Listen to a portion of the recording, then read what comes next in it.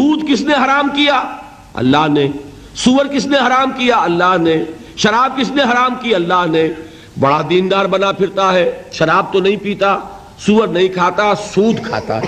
تو میں دعوے سے کہتا ہوں کہ خنزیر کی حرمت اور شراب کی حرمت سود کی حرمت کے 100ویں حصے کے برابر بھی نہیں۔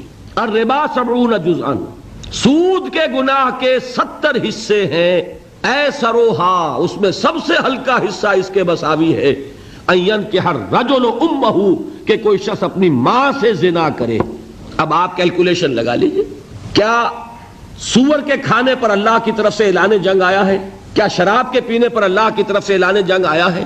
اور سود پر کہا کہ اگر باز نہیں آتے فاذنوا بحرب من اللہ ورسولہ، تو کان کھول کر سن لو اللہ اور اس کے رسول کی طرف سے اعلان جنگ۔